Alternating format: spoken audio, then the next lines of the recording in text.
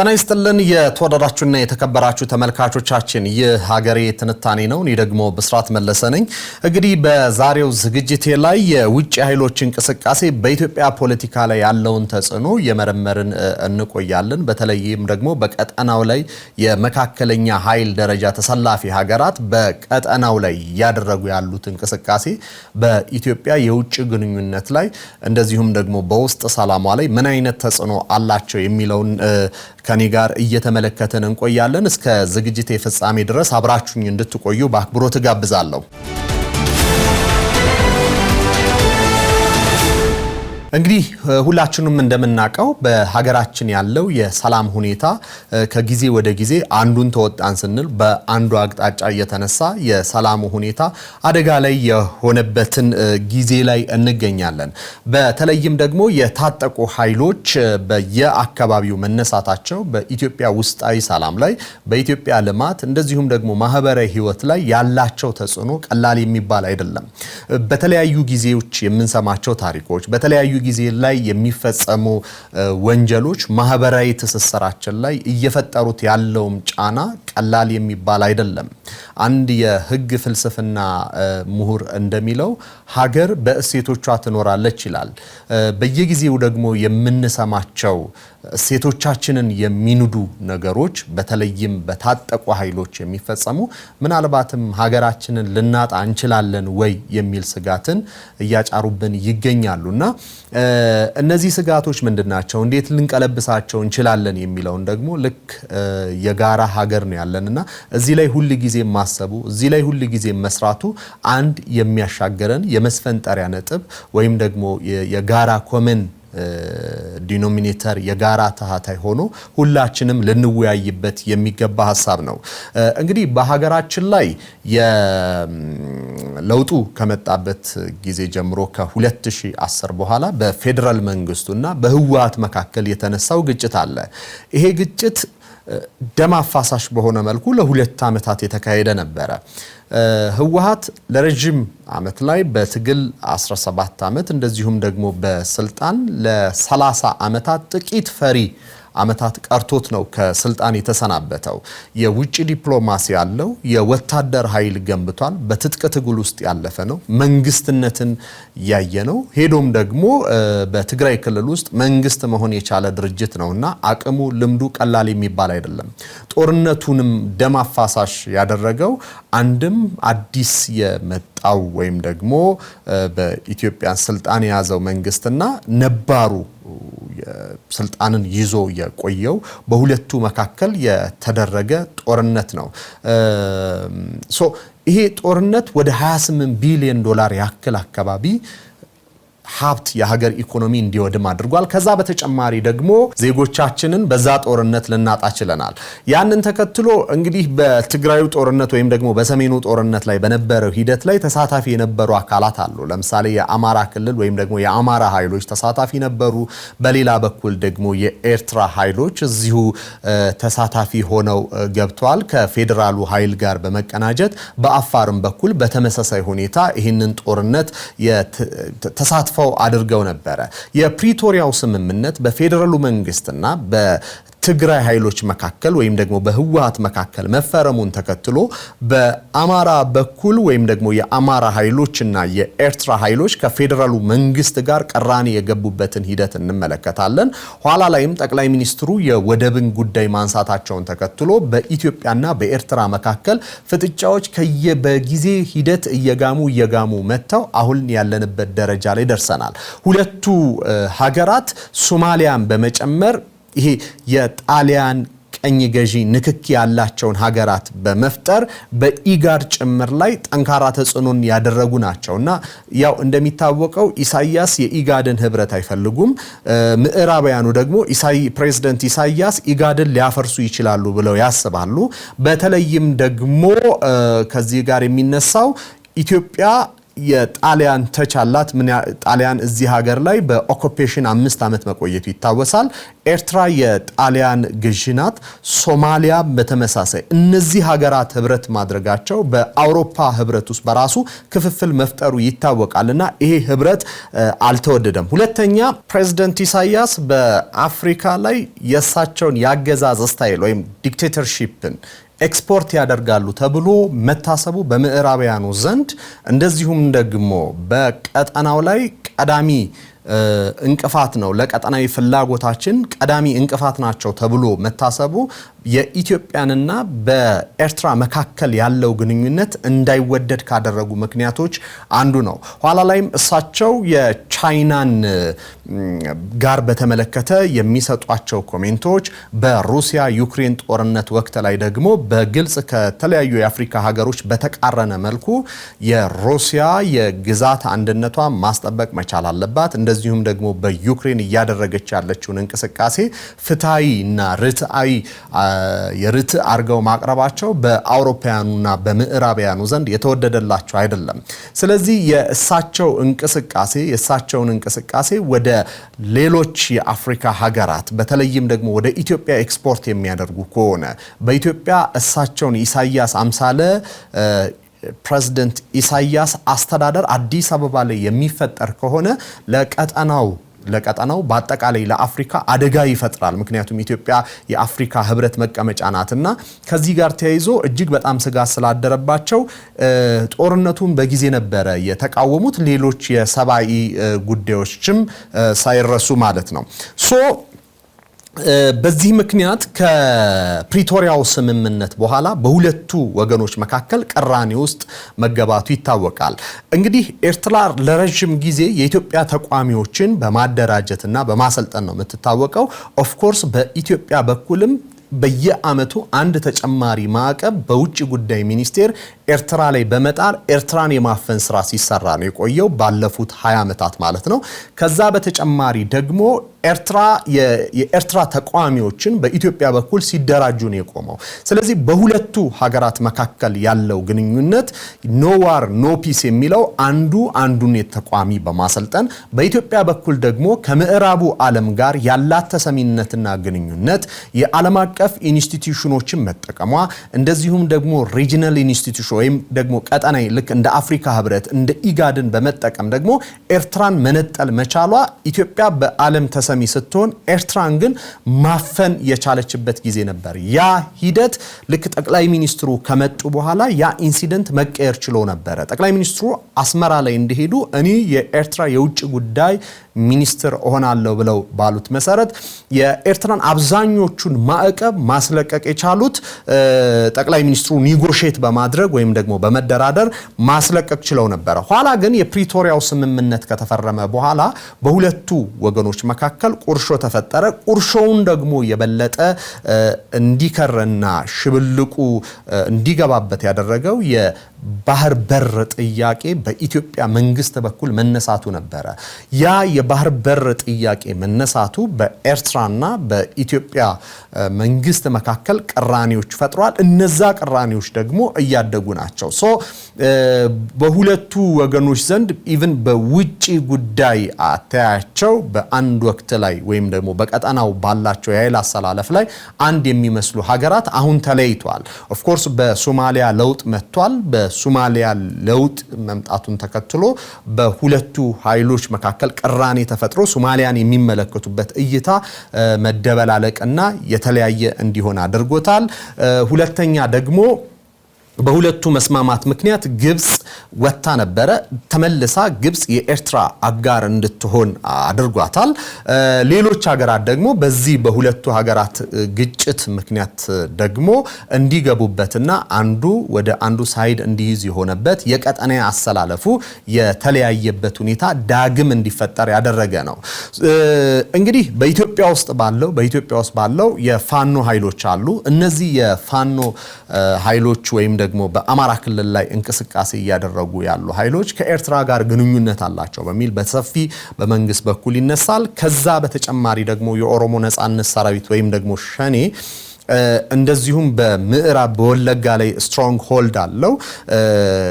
ይህ ኃይል ከሰሜኖቹ ከህወሓትና ከፋኖ በተቃረነ የዚህ የውጪ ግንኙነቱ ደካማ ሆኖ ነው የቆየው ወይም ደግሞ ያለው። ምክንያቱም ረጅም ዘመን ኤርትራ ውስጥ ነበረ የቆየው።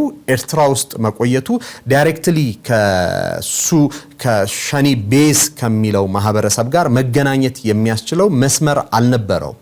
የአማራ ኃይሎችና የህወሓት ግን ቀጥታ አንድም ከኤርትራ አንድም ከሱዳን የሚያገናኛቸው የድንበር መውጫ አላቸውና የውጭ ድጋፎችን ለማግኘት ይችላሉ። በቅርቡ የሱዳን የፖለቲካ ውጥንቅጥ መነሳቱ ይታወቃል። አሁን ወደ ሜጀር ጉዳዩ ስመጣ የሱዳን በዚህ በሐምዳን ደጋሎና በአልቡርሃን መካከል የተፈጠረው ግጭት ይታወቃል። የአልቡርሃን ኃይሎች ከረጅም ጊዜ በኋላ የሱዳንን ቤተመንግስት መቆጣጠር ችለዋል። እንደዚሁም ደግሞ ሄሚቲ ወይም ደግሞ የሐምዳን ደጋሎ ኃይሎች ደግሞ ወደ ኦምዱርማን መሸሻቸው እየተነገረ ነው የሚገኘው። ይሄንን ተከትሎ ምን አይነት የቀጠናዊ አሰላለፍ ሊኖር ይችላል? የሱዳንስ እንደዚህ መሆን ለኛ የሚሰጠው ትርጉም ምንድነው የሚለው ነገር መመልከቱ እጅግ በጣም ጠቃሚ ነው። እዚያ ውስጥ ገብተው እንቅስቃሴ ሲያደርጉ የነበሩ ኃይሎችስ እነማን ናቸው የሚለውን የኢትዮጵያ በቀጣይ ምን አይነት እርምጃ በሱዳን ፖለቲካ ውስጥ በቀጠናውም እንደዚሁም ደግሞ በአፍሪካ ደረጃ መከተል ይገባታል፣ ምን አይነት ፖለቲካ ልታራመድ ይገባታል የሚለውን ነገር በትክክል የሚያሳየን ሆኖ እንመለከተዋለን። እንግዲህ የሱዳን ቀውስ ከተፈጠረ በኋላ የአልቡርሃን ኦልሞስት የማሸነፋቸው ነገር እርግጥ ሆኗል። መቋጫ ወይም ደግሞ ጦርነቱን ቤተመንግስቱን ይቆጣጠሩት እንጂ እሳቸው አሸንፈዋል ወይም ደግሞ ሙሉ በሙሉ ሱዳንን ተቆጣጥረዋል ማለት አይደለም። የራሱ የሆነ የቢሆን መላምት ወይም ደግሞ ሴናሪዮ አለ። እሱን ኋላ ላይ እንመለከታለን። ነገር ግን ሱዳን በኢትዮጵያን የፖለቲካል ታሪክ ላይ ሰፊ የሆነ አስተዋጽኦም በአሉታይም በአወንታይም ጎኑ ያላት ሀገር ናት።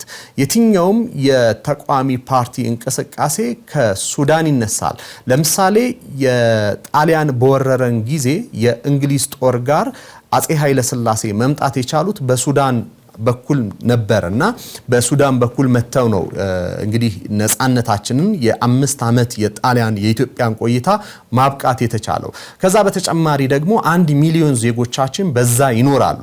አልፋሽጋ የሚባለው ቦታ ያዋስነናል። እጅግ በጣም ለም የሆነ ቦታ ነው። በኢትዮጵያ ከፍተኛ የሚባሉ ተራራዎች የሚፈሱ ወንዞች አንደኛው መሸጋገሪያ ቦታው እሱ ነው። ለእርሻ የተመቸ ቦታ ነው። ከዚህ በተጨማሪም ደግሞ በቅባት እህሎችን በሰፊው የሚመረትበት ቦታ ነው። ይሄ ቦታ የኢትዮጵያን ሱዳንን እንደዚሁም ደግሞ ኤርትራን የሚያገናኝ ስፍራ እጅግ ስትራቴጂክ ቦታ ይገኝበታል። ጂኦ ስትራቴጂኩ ስፍራነቱ እጅግ በጣም ኢምፖርታንት የሚባልና ወይም አስፈላጊ ብለን የምንጠቅሰው ነው። በሱዳን አድርገን በምዕራብ የኢትዮጵያ ድንበር አድርገን አንድም ሊቢያን አድርጎ አውሮፓ እጅግ በጣም ቅርብ መሆኑ ከዛ በተጨማሪ ደግሞ የመካከለኛው ምስራቅ ሀገራትንና ሜዲትራኒያን ማግኘት በቀላሉ የሚቻል መሆኑ እዚህ አካባቢ ላይ የሚሰራው ፖለቲካ ከፍተኛ ያደርገዋል። ምክንያቱም አንደኛ የሶስት ሀገራት መገኛ ስፍራ ነው። በእርሻ ምርት እጅግ በጣም የተዋጣለ ስፍራ ነው። የአባይ ወንዝ የኢትዮጵያ ካላት ከ13 ወንዞች 10ሩ ተጠቃለው የሚሄዱበት የውሃ መስመር ወይም ደግሞ ባዚን ይሄ አካባቢ ነውና ጂኦግራፊካሊ ወሳኝነቱና ጠቃሚነቱ እጅግ ከፍ ያለ መሆኑን እንመለከታለን። ይሄ የሱዳን ፖለቲካ ላይ ህወሓት መነሻ አድርጎ የተነሳው ከሱዳን ነበረ ተስፈንጥሮ ወደዚህ የመጣው። ህወሓትና የአልበሽር መንግስት ኦማር አልበሽር መንግስት በፈጠሩት ጥምረት የቤተሰብ ያክል ይቀራረቡ ነበር። እሳቸውም እንደውም የህዳሴ ቦንድ እስከ መግዛት ድረስ የደረሰ እንቅስቃሴ የግብፅን ተጽዕኖ መክታት የተቻለበት እንቅስቃሴ ማድረጋቸው ይታወሳል። ስለዚህ ከሱዳን ጋር የሚኖረን ግንኙነት መንግስት ለመጣልም መንግስት ህልውናን ለማቆምም የተጠቀምንበትን ሂደት ፖዚቲቭሊም ኔጌቲቭሊም እየተመለከትናቸው እንገኛለን። የሱዳንን ፖለቲካ ማጥናቱ እጅግ በጣም አስፈላጊ አስፈላጊ የሚያደርጉት እነዚህ ነጥቦች ናቸው። በሱዳን ፖለቲካ ውስጥ ሁለት ኃይሎች አሉ። የዚህ የአልማሃዲና የካትሚያ የሚባሉ ቡድኖች አሉ። የአልማሃዲ የሚባለው የውጭ ጉዳይ ሚኒስትሯ ከማሃዲስቶች ከሚለው ስያሜ የተነሳ ነው። በሱዳን ፖለቲካ ውስጥ ይሄ ቤተሰብ ወይም ደግሞ ይሄ አካል ሰፊ የሆነ ተቀባይነት አለው። የውጭ ጉዳይ ሚኒስትሯ ከዚህ ቤተሰብ መተው ነበር ቀደም ሲል የነበሩት የውጭ ጉዳይ ሚኒስተር። የአልማሃዲኖች በአጼ ዮሐንስ ጊዜ ከኢትዮጵያ ጋር ከመዋጋታቸው ውጪ ለኢትዮጵያ ልዩ ድጋፍ ያላቸው ከግብጽ ተጽዕኖ እንራቅ ብለው የሚያስቡ ናቸው። ሌላኛው ደግሞ ግሩፕ የካትሚያ ግሩፕ ይባላል። ይሄኛው ግሩፕ ሱዳንን ወደ ግብጽ ማጠጋጋት የሚፈልግና በግብጽ ተጽዕኖ ውስጥ ማኖር የሚፈልግ ቡድን ነው። ሌላኛው የወታደሩና የሲቪሉ ክፍፍል አለ። የወታደሩ ክፍል የግብጽ ሞዴል ይዞ የሚንቀሳቀስ ነው። የግብጽ የወታደር ሞዴል ምን ይመስላል የሚለውን የተመለከትን እንደሆነ የግብጽ የወታደሩ ኃይል በኢኮኖሚ ውስጥ የሚገባ በሀገሪቱ የመጨረሻው ጠባቂ ሆኖ የሀገሪቱን ዲሞክራሲ እስከ ማጠፍ ድረስ የሚደርስ ጡንቻ ያለው ነው። ለምሳሌ የሙርሲ በዲሞክራሲያዊ መንገድ የተመረጡ ፕሬዝዳንት ነበሩ። ያንን ገልብጦ የመጣው የወታደሩ ኃይል የሲሲ መንግስት አንዱ ኢታማዦር ሹም የነበሩት የነገሱበትን ሂደት ስንመለከት ወይም ደግሞ እሳቸው የመጡበትን ስልጣን ስንመለከት ወታደሩ በግብጽ ፖለቲካ ውስጥ ይህንን አይነት ሚና የመጫወት አቅም አለው። በሱዳንም ይህንን ነው የሚያደርገው ወይም ደግሞ የግብጽ ዳይሬክት ኮፒ ፔስት ሆኖ እንመለከተዋለን።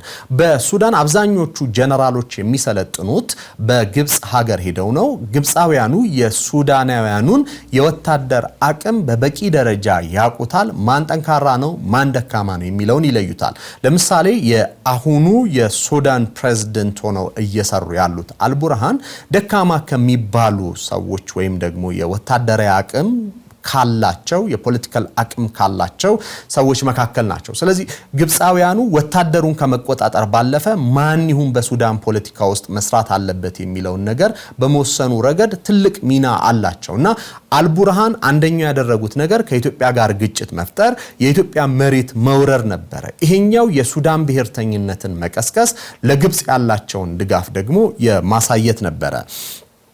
እንግዲህ ሱዳን ሀገሩ የመገነጣጠል ስጋት ያለበት መሆኑ በሰፊው ይነገራል። የዚህ የፖለቲካል ዩኒቲ ወይም ደግሞ አንድነት የሌለው ሀገር ነው።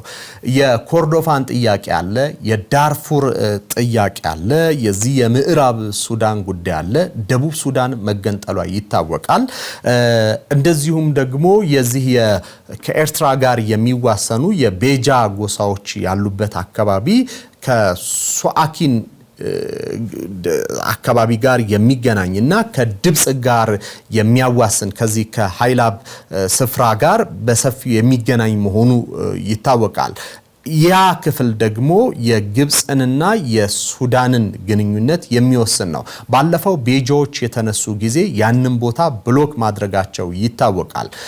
ወደዚህም ወደ ገዳሪፍም አካባቢ ተመሳሳይ እንቅስቃሴ አለ። የምስራቃዊ የሱዳን ሁኔታ በተርሞይልድ በመሆን ወይም ደግሞ ግጭት ውስጥ በመግባት እንደዚሁም ከማዕከላዊ መንግስቱ ጋር ግጭት ውስጥ በመግባት የሚታወቅ ነውና የአጠቃላይ ስንመለከተው የሱዳን ፖለቲካ እርስ በርሱ ቅራኔ ውስጥ የገባ ስምምነት የሌለው መሆኑን እንመለከታለን። የዚህ የአረብና የአፍሪካይ የሚለውም ጉዳይ የሱዳን ፖለቲካ አንዱ ኢሹ ነው።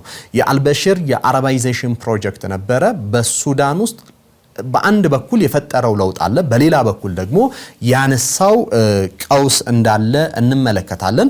በእስልምናና በክርስትና ተከታዮች መካከል ያ ቁርሾ እንዳለ እንመለከታለን። ለምሳሌ ደቡብ ሱዳናውያን ከሚያነሱት መካከል የአረብ ባህልንና እንደዚሁም ደግሞ እስልምና ሊጭኑብን ነው የሚል ግጭት በተደጋጋሚ ጊዜ ስለሚያነሱ አንደኛው የመገንጠላቸው ከሴንትራል ገቨርንመንቱ ጋር ያላቸው ቅራኔ እዚህ ላይ የተመሰረተ እንደሆነ አንደኛው ነጥብ ይሄኛው እንደሆነ እንመለከታለን።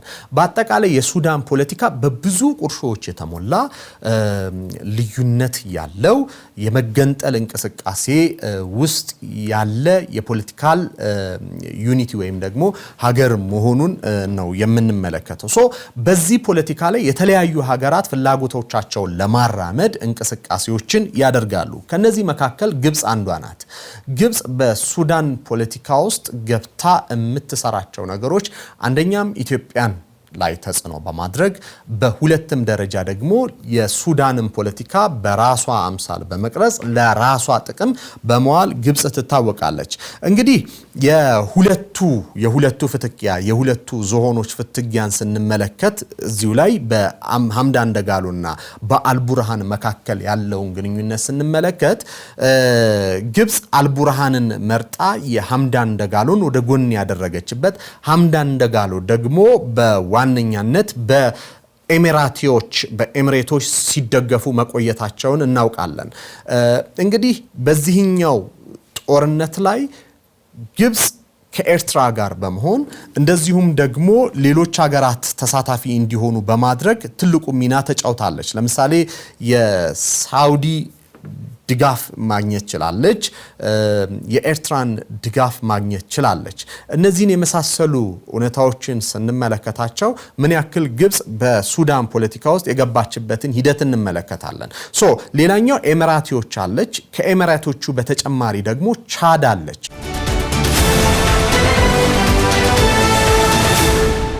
ቻድ እቺ ሀገር በአፍሪካ ውስጥ እጅግ በጣም ወሳኝ ናት። ከኛ ጋር ጎረቤት ባትሆንም የሊቢያ ጎረቤት ናት፣ የናይጄሪያ ጎረቤት ናት። እንደዚሁም ደግሞ የሱዳን በምስራቅ በኩል ከሱዳን ጋር ትዋሰናለች፣ ወይም ደግሞ በእኛ በምዕራብ በኩል ከሱዳን ምዕራብ በኩል ተዋሳኝ ሀገር ናት። የቻድ ሚና አሁን የኦምዱርማን አካባቢ ላይ ሄሚቲ ወይም ደግሞ ሐምዳን ደጋሎ ሰፍረዋል። ኢድሪስ ዲቢ የሐምዳን ደጋሎ ደጋፊ ናቸው። ኤሚሬቶች ያግዟቸዋል። የካሊፋ ሀፍጣር ቡድን ደግሞ በኤሚሬቶች ይደገፋል። ስለዚህ ካሊፋ ሀፍጣር አሉ በኤሚሬቶች የሚደገፉ፣ የቻድ መንግስት አለ፣ የኤሚሬቶችና የአርኤስኤፍ ወይም ደግሞ የራፒድ ፎርሱን የሚደግፍ አካል ሐምዳን ደጋሎን የሚደግፍ አካል ሆኖ ይነሳል። እንደዚሁም ደግሞ የኢትዮጵያ መንግስትንም በመደገፍ ነው የሚታወቁት ኤሚሬቶቹና የነዚህን ጥምረት በቀጠናው ላይ ማንበር የቻሉበትን ሂደት እንመለከታለን። ስለዚህ ቻድ እጅግ በጣም ወሳኝ ናት። ሱዳን ምን ልትሆን ትችላለች የሚለውን ስንመለከት ምናልባት ሱዳን የሊቢያ አይነት ሞዴል ልትከተል ትችላለች የሚለው ሳውንድ ሆኖ ይሰማል፣ ወይም ደግሞ ከፍ ብሎ ይሰማል። ይህንን በምን ምክንያት ነው ያነሳሁት? ለምሳሌ የትሪፖሊው መንግስት አለ፣ የካሊፋ ሀፍጣሩ መንግስት አለ። የትሪፖሊው መንግስት ዓለም አቀፍ እውቅና አለው። የካሊፋ ሀፍጣር መንግስት ደግሞ ብዙ መንግስታት የሚደግፉት በዋነኛነት ኤሚሬቶች የሚደግፉት መንግስት አለ። አሁን ሐምዳን ደጋሎ ኦምዱርማን ላይ አርፈዋል፣ ተቆጣጥረውታል። እዛ አካባቢ ያለውን አጠቃላይ እንቅስቃሴ ወታደሮቻቸው በካርቱም ኤርፖርት አካባቢ እንቅስቃሴ ያደርጋሉ ቢባልም አልቡርሃን በተለይ የአየር ኃይል ድል ማግኘታቸውን ተከትሎ ምናልባትም ከካርቱም ከወጡ በኋላ የሁለት መንግስታት ሀገር ሊሆኑ ይችላሉ የሚል ትንታኔዎች በስፋት እየተሰሙ ነው። ምናልባት ሐምዳን ደጋሎ ሊሸነፉ ይችላሉ፣ አሊያም ደግሞ ሱዳን የሁለት መንግስታት ልክ በሊቢያ እንዳለው የሁለት መንግስታት ሆና የተራዘመ ጦርነት ውስጥ የሚገቡበት ሁኔታ ሊፈጠር ይችላል የሚል ነገር በስፋት እየተነሳ ይገኛል። ይሄ ሁኔታ ከኛ ጋር እንዴት ይገናኛል የሚለውን እንመልከተው። ሱዳን ቀደም እንዳነሳሁት ለተቋሚ ኃይሎችም እንደዚሁም ደግሞ ለኢትዮጵያ ነጻነትም ትልቅ አስተዋጽኦ ያላት ስፕሪንግ ቦርድ የመስፈንጠሪያ ነጥብ ሆና በማገልገል ላይ የምትገኝ ናት። ምናልባት አልቡርሃን የሱዳንን ፖለቲካ የሚቆጣጠሩት ከሆነ የኢትዮጵያን ተቋሚዎች የመሰብሰብና የማደራጀት በኢትዮጵያ መንግስት ላይ የማስነሳት አንደኛው ፖሲብል ሴናሪዮ ወይም ደግሞ የቢሆን መላምት ሊሆን ይችላል ተብሎ ይነሳል። ምክንያቱም የኢትዮጵያ መንግስት በተደጋጋሚ ጊዜ ከአልቡርሃን ጋር ግጭት ገብቷል። አንድም በህዳሴ ግድብ፣ እሳቸውም ደግሞ አልቡርሃን የኢትዮጵያን መሬት የአልፋሽጋ ለም የሚባለው መሬት በመውረራቸው ምክንያት ከኢትዮጵያ ጋር ያላቸው ቅራኔ ይታወቃል። ሁለተኛ ደግሞ የግብጽ መንግስት ተላላኪ ሆነው እየሰሩ ናቸው። ስለዚህ የኤርትራ ግብጽና የሱዳን ጥምረት አለ። ይሄ ደግሞ ከኢትዮጵያ የውጭ ፍላጎት በተቃራኒ የቆመ ኃይል ነው። ያንን የኢትዮጵያ መንግስት ለመምታት ሲሉ የኢትዮጵያ ተቃዋሚዎችን የማሰባሰብና የማደራጀት ስራዎችን ሊሰሩ ይችላሉ። በሌላ በኩል ምናልባት የሐምዳን ደጋሎ ኃይል ኦምዱርማን ላይ የሰፈረው ይሄ ኃይል ከካርቱም ጋር ፍጥጫ ውስጥ የሚገባ ከሆነ በራሱ ግጭት ውስጥ ይሆንና ለሱዳን ተጨማሪ የዜጎች የመፈናቀል እንደዚሁም ደግሞ የህገወጥ መሳሪያና ንግድ መመላለሻ ስፍራ ሆና በራሷ ጉዳይ የተወጠረች ሀገር ልትሆን ትችላለች የሚለው ከዚሁ ጋር የሚነሳ ሌላኛው የቢሆን መላምት የሚቀርብበት ጉዳይ ነው። ሱዳን በአንድ በኩል በአልቡርሃን አሸናፊነት ተጠናቆ ምናልባትም የኢትዮጵያ ተቃዋሚዎችን በመንግስት ላይ ልታስነሳ ትችላለች። ያ ሳይሆን ቀርቶ ደግሞ የኦምዱርማን ላይ የሰፈረው ኃይል ራሱን የሚያደራጅ ልክ አልቡርሃን ፖርቱ ሱዳን ከተሰደዱ በኋላ ራሳቸውን እንዳደራጁት ሁሉ ከቻድ መንግስት ድጋፍ የሚያገኝ ከሆነ ከከሊፋ ሀፍጣር ጋር ግንኙነት የሚፈጥር ከሆነ ያ የተደራጀ አካል ሁለት መንግስት ሆኖ በጦርነቱ ለተራዘመ ጊዜ ይቀጥላል የሚል ነገር ይነሳል። ሌላኛው ስጋት ሆኖ ሊነሳ የሚችለው ጉዳይ ምናልባት ሱዳን ሌላ ሀገር ሊዋለድ ይችል ይሆን ወይ የሚል ነገር ደግሞ በስፋት ይነሳል። አሁን ያለው ቴንሽን ወይም ደግሞ አሁን ያለው ውጥረት ምናልባት ዓለም በቀጠናው ላይ ሌላ ሀገር እንዲዋለድ ፍላጎት የሌለው ቢሆንም ግን የሁለቱ ጉልበታም ኃይሎች ፍጹም መሸናነፍ የማይችሉ ከሆነ ምናልባትም በሱዳን ሀገረ መንግስት ላይ ሌላ አደጋ የመከፈል አደጋን ሊፈጥር ይችላል የሚል ያነሳሉ። አሁን በሱዳን የተፈጠረውን ሁነት ስንመለከት የመካከለኛ ደረጃ የኃይል ተሰላፊ ሀገራት በቀጠናው ላይ ገብተው ምን ያክል ስራዎችን እየሰሩ እንደሆነ እንመለከታለን። ለምሳሌ ግብጽ በሱዳን ፖለቲካ ውስጥ ምን ያክል እጇ ረጅም እንደሆነ እንመለከታለን። ሌላኛው ደግሞ ኤሚራቲዎች ናት። ኤሚራቲዎች በሊቢያ ፖለቲካ ላይ የከሊፋ ሀፍጣርን ቡድን በመደገፍና እሱም በማደራጀት ሊቢያ አንድ መንግስት እንዳይኖራት ወይም ደግሞ ወጥ መንግስት እንዳይኖራት ካደረጉ ወይም ተገዳዳሪ ሆነው እንዲወጡ ካደረጉት መካከል ኤሚራቲዎቹ ናት። የቻድ መንግስትን ትደግፋለች። ከዛ በተጨማሪ ደግሞ ሐምዳን ደጋሎን የደገፈች ነበረች። እንደዚሁም ደግሞ ከኢትዮጵያ መንግስት ጋር በተለያዩ የልማት ስራዎች አብራ እየሰራች ያለች ሀገር ናት።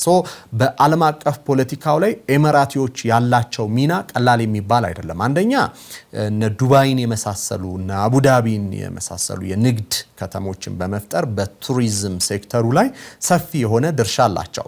ሁለተኛ ደግሞ የወርቅ ክምችትን በዓለም አቀፍ ደረጃ እየሰበሰቡ ናቸው። ለምሳሌ አብዛኛው ከኢትዮጵያ ጋር እየተደረገ ያለው የወርቅ ግብይት ከኤሚራቲዎቹ ጋር ሲሆን እንደዚሁም ደግሞ ከሐምዳን ደጋሎ ጋር ያለው ግንኙነትም ከዚህ ከወርቅ ንግድ ጋር የተገናኘ ነው። ምናልባትም ለወደፊት እነዚህ ሀገራት ኤሚራቲዎቹ ሀብታቸውን በወርቅ የመሰብሰብ ዘመቻ ላይ ገብቷል የሚል ነገሮችን ያነሳሉ። ከኢትዮጵያ ጋር በተመለከተ ግን በብዛት በልማት ስራዎች ላይ ለምሳሌ ይሄ የዝናብ ማዝነብ ቴክኖሎጂ ላይ እንደዚሁም ደግሞ ድጋፍና እርዳታን በማድረግ ስልጠናዎችን በመስጠት እርሻ ላይ ግብርናው ላይ በመሳተፍ ይታወቃሉ። ከዛ በተጨማሪ ደግሞ የነዳጅ ግብይቱ አንዱ ኢትዮጵያ ከምታደርገው ከኤሚራቲዎቹ ሲሆን ከኛ ጋር ደግሞ ወርቅ በመግዛት ሰፊ ድርሻ እንዳላቸው ይታወቃል። ኤሚራቲዎቹ በዚህ ቀጠና ላይ ያላቸው ፍላጎት አንደኛ ከሊፋ ሀፍጣር ሐምዳን ደጋሎና ከኢትዮጵያ መንግስት ጋር ያላቸው ግንኙነት አለ። ሌላኛው ሳውዲ አረቢያ ናት። ሳውዲ አረቢያ በቀጠናው ላይ ያላትን ፍላጎት ለመለየት አንድም የሺያ ኃይሎች ያስፈሯታል። የኢራን መስፋፋት በቀጠናው ላይ ሰፊ የሆነ ፍራቻ አለባት ወይም ደግሞ የዛ ስጋት ተጠቂ መሆኗ ይታወቃል። ሳውዲ አረቢያ በቀጠናው ላይ ሰላም ፈላጊ ሀገር ናት። በተለይም ደግሞ የወደብ ልማት ላይ በሰፊው መሰማራት የምትፈልግ ሀገር ናት። የጅዳውን ስምምነት እናስታውሳለን። በኢትዮጵያና በኤርትራ መካከል ሰላም እንዲሰፍን የንጉሱ ራሱ ጥሪ በማድረግ ሁለቱን ሀገራት የሰላም ፊርማቸውን እንዲያኖሩ ካደረጉ መካከል ሳውዲ አረቢያ ናት።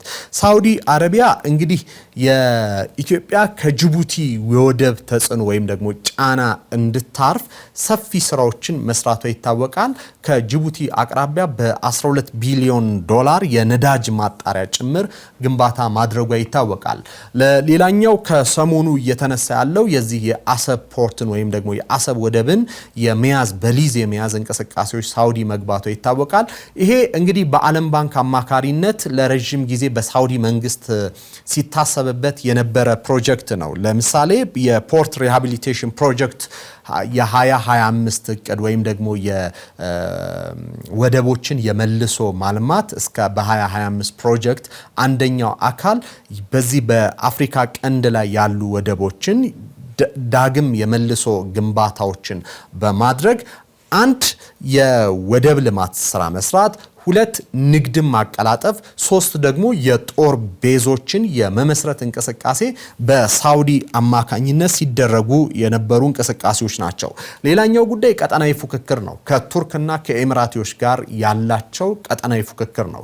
እንግዲህ ቱርክ ድሮን አምራች ሆናለች። እንደዚሁም ደግሞ የኦቶማንን ዘመን ኢምፓየር ወይም ደግሞ የመስፋፋት እንቅስቃሴ ለማድረግ በኤርዶሃን በኩል ሰፊ እንቅስቃሴ እያደረገች ነው። ኤሚራቲዎቹ ከአረቦቹ በተለየ አዲስ ሞዴል በተለይ ቱሪዝም ማዕከል በማድረግ ከነዳጅ የተላቀቀ ኢኮኖሚ ለመገንባት የሚያደርጉት ጥረት እንደዚሁም ደግሞ የመስፋፋት እንቅስቃሴያቸው የተጽዕኖ አድማሳቸውን የማስፋፋት እንቅስቃሴያቸው በሳውዲ አረቢያ ኮፒ የተደረገ ይመስላል። ይህን ለማለት የሚያስችለው ከቅርብ ጊዜ ቢን ሰልማን እያደረጉ ያሉት ሳውዲን የቱሪዝም ማዕከል አንድም በእግር ኳስ እንደዚሁም በፋሽን ሌሎችንም ጨምሮ የቱሪዝም ማዕከል ለማድረግ እያደረጉ ያሉት እንቅስቃሴ ከዱባይ የተቀዳ መሆኑን እንመለከታለን። ሳውዲ በተለይ በሙስሊሙ ዓለም ላይ ያላት ከበሬታን በመጠቀም ቀጠናዊ መስፋፋትን በተለይ ደግሞ ውሃና መሬትን የማግኘት እንደዚሁም ደግሞ የምግብ ዋስትና ለማረጋገጥ የምታደርገው እንቅስቃሴ አለ። ግብጽ በቶሽካ ፕሮጀክት ይህንን ታደርጋለች። ሳውዲ ስታር በኢትዮጵያ ውስጥ ጋምቤላ ክልል ላይ የነበረውን እንቅስቃሴ እናስታውሳለን። ከቱርክና ከኤሚራቲዎች ቀድሞ የመገኘት ድርሻ አላት። ሌላኛው ደግሞ የመንን ኢላማ ያደረገ ነው። የሳውዲ አርማኮን የሚንቀሳቀስበት ስፍራ ወይም ደግሞ ነዳጅ የሚያወጣበት ስፍራ በዋነኛነት የተያዘው በሺአ ጎሳዎች ነው። በሳውዲ ሺአዎች ማይኖሪቲ ወይም ደግሞ አናሳ ቁጥር ያላቸው ናቸው። ከዚህ ከየመን ጋር የሚገናኙ በመሆኑ በየመን የሚፈጠር የፖለቲካ እንቅስቃሴ ሳውዲ አረቢያን ሊመታ ወይም ደግሞ ሳውዲ አረቢያን የኪንግደሙ ሊያፈርስ ይችላል የሚል ስጋት ስላላቸው ሰነአ ላይ ተደጋጋሚ የሆኑ የቦምብ ጥቃቶችን የሚያደርጉት በዚህ ምክንያት ነው። የአሰብ ፖርትን የመቆጣጠር እንቅስቃሴ አንድም የሁቱና የኢራንን እጅ ለመቁረጥ ነው። በዚህ ውስጥ ኢትዮጵያ በባለቤትነት ይገባኛል የምትጠይቀው የአሰብ ፖርት አደጋ ውስጥ ወድቋል የሚል ጥያቄ ይነሳል። በአንድ በኩል ምናልባት ሳውዲ የምትቆጣጠረው ከሆነ እና እዛ ላይ ፈጽሞ በኔ ቁጥጥር ነው የምትል ከሆነ ለኢትዮጵያ የባህር በር ጥያቄ በአንድ በኩል አደጋን ይፈጥራል። የሳውዲ ዓላማ ግን አንድም በጅቡቲ ወደብ በኩል የተፈጠረውን የኢትዮጵያን ጫና የመቀነስና ከኢትዮጵያ ጋር በቀጠናው ላይ በሰላም በመግባባት በጋራ ተጠቃሚነት ላይ ያተኮረ ፕሮጀክትን በአሰብ ወደብ ላይ የመስራት እንቅስቃሴ ነው የሚል ነገር በስፋት ይነሳል። ሚዛን የሚደፋውም ይሄን ነው። ምክንያቱም ኢትዮጵያና ኤርትራ እርቅ መፈጸማቸውን ተከትሎ ስምምነቱ የጅዳው ስምምነት በንጉሱ አማካኝነት ሳውዲ አረቢያ ላይ ነውና የጦርነቱ አቆመው እንጂ ከአሰብ ወደብ ወደ እስከ መሃል ሀገር የ140 ሚሊዮን ወጪን በማውጣት የመንገድ ግንባታ ከጅቡቲ ኢትዮጵያ የ140 ሚሊዮን ዶላር በማውጣት የወደብ ግንባታ ይሄኛው የሚጠቆመ ምንድነው የኢትዮጵያን ጫና ለመቀነስ እንቅስቃሴ እያደረጉ ነው። ከኤርትራ ጋም በተመሳሳይ ሌላኛዋ ቱርክ ናት። ቱርክን የምንመለከት ከሆነ በሱዳን ለሱዳን ተቋሚዎች መሳሪያ በመሸጡ በኩል ቱርክ ሰፊ ሚና ያላት ሀገር ናት። እንደዚሁም ደግሞ ቱርክ በዓለም ላይ የነዚህ የባይራክተር ቱቢቱ እንደዚሁም ደግሞ በጣም ተሻሽሎ የመጣው የባይራክተር አካንቺን የድሮን ኃይል በማምረት ትታወቃለች። ለተለያዩ የአፍሪካ ሀገሮችም ኤክስፖርት በማድረግ የምትታወቀው ቱርክ ናት። ቱርክ የዚህ የኦቶማን ኢምፓየር ዘመንን ወይም ደግሞ የግዛት ማስፋፋትን እንቅስቃሴ ተጽዕኖ ለመፍጠር በሰፊው የምትሰራ ሀገር ናት። ሶ ከኢትዮጵያ ጋር ያላት ግንኙነት በኢህአዴግ ጊዜ 2.5 ቢሊዮን ዶላር ያክል ኢንቨስትመንት በኢትዮጵያ ውስጥ ነበራቸው። ቱርኮቹ ከየትኛውም ሀገር በላይ በኢትዮጵያ ኢንቨስት ያደረጉ ናቸው። ከህወሓት መሩ ኢህአዴግ መውደቅ በኋላ ደግሞ ከመንግስት ጋር በተለይ የሰሜኑ ጦርነት ከተነሳ በኋላ ከፍተኛ የሆነ የመሳሪያ በተለይ የድሮን ሽያጭ በማድረግ ጠቅላይ ሚኒስትር አብይ ወደ ቱርክ ባቀኑበት ሰዓት ላይ ከፍተኛ የሚባለውን ክብር በመስጠት ኤርዶሃን ራሳቸው በሀገሪቱ ታሪክ ከፍተኛ እንግዳ ሲመጣ ሊደረግ የሚገባውን አቀባበል በማድረግ ነበር የተቀበሏቸውና የቱርክ ፋክተሪዎች ወይም ደግሞ ፋብሪካዎችና አምራቾች ኢትዮጵያ ውስጥ ለረጅም ጊዜ የኢኮኖሚ እንቅስቃሴ ሲያደርጉ ይታወቃል። ለውጡ ወይም ደግሞ የጠቅላይ ሚኒስትር አብይ መንግስት ከመጣ በኋላ ደግሞ በድሮን ሽያጩ ላይ ሰፊ ዘመቻ ነበራቸው። ሌላኛው ቱርኮቹ የኤርትራ የግብጽና እንደዚሁም ደግሞ የሱዳን ጥምረት መፈጠሩን ተከትሎ ግብጽ ኤርትራና ሶማሊያ ጥምረት መፈጠሩን ተከትሎ ሶማሊያን ነጥሎ ከኢትዮጵያ ጋር እንድትሆን በማድረጉ ረገድ ሰፊ የሆነ እንቅስቃሴን አድርጓል። ኢትዮጵያ ከሶማሌላንድ ጋር ሆና የወደብ ጥያቄን በመታነሳበት ጊዜ ሶማሊያ በቀጥታ የግብጽንና የኤርትራ ጋር በመሆን የሶስትዮሽ ስምምነት ውስጥ ነው ያደረጉት። እንደዚሁም ደግሞ በአስመራ ላይ ሶስት ወገኖች ስምምነት አድርገው ነበር። ኢትዮጵያ በህንድ ውቅያኖስም ሆነ በቀይ ባህር ላይ ድርሽ ማለት የለባትም የሚል የአቋም መግለጫ ጭምር አውጥተው ነበር። ይህንን ህብረት ሶማሊያን በመነጠሉ ረገድ ሶማሊያን ከኢትዮጵያ ጋር በማስማማቱ ረገድ ቱርክ ሰፊ የሆነ የማሸማገል ሚና ነበራት። ሌላኛው ቱርክ ድሮኖች ናቸው። የጦር ቴክኖሎጂዎችን በማምረት እጅግ ውጤታማ የሆነ የድሮን አምራች ሀገር ሆናለች። የቱርክ ድሮኖች እንግዲህ እውቅናን ያገኙት በዚህ በአዘርባይጃንና በአርሜኒያ ጦርነት ወቅት ላይ የአርሜኒያን የጦር እንቅስቃሴ በመክታቱ ረገድ የቱርክ ድሮኖች ሰፊ የሚባል እንቅስቃሴ ማድረጋቸው የቱርክ ድሮኖች በአፍሪካ የተለያዩ ሀገራት ግዢ የሚፈጸምላቸው ስማቸው እንዲገን ካደረጉት መካከል አንደኛው ነው። ስለዚህ ቱርክ በአጠቃላይ በዚህ ቀጠና ላይ የኢምፔሪያሊዝሟን ለማስፋፋት የቱርክ የተጽዕኖ አድማስን ለማስፋፋት ኢትዮጵያን እንደ አጋር የመመልከት ቴንደንሲዎች ወይም ደግሞ ሐሳብ አላቸው።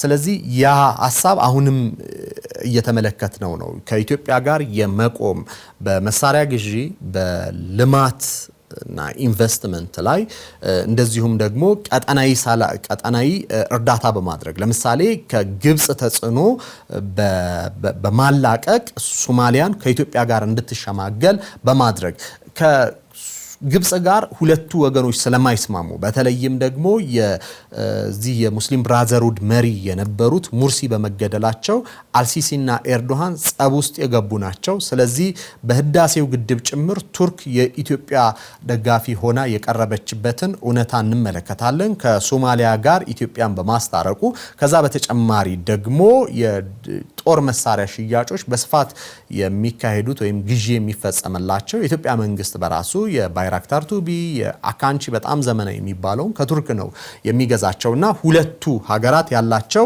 ጤናማ ግንኙነት ነው ማለት እንችላለን። የቀጠናው የኃይል አሰላለፍ ወይም ደግሞ የሀገራት ግንኙነት ይሄንን ይመስላል። ይሄ ወዴት ሊያመራን ይችላል ነው።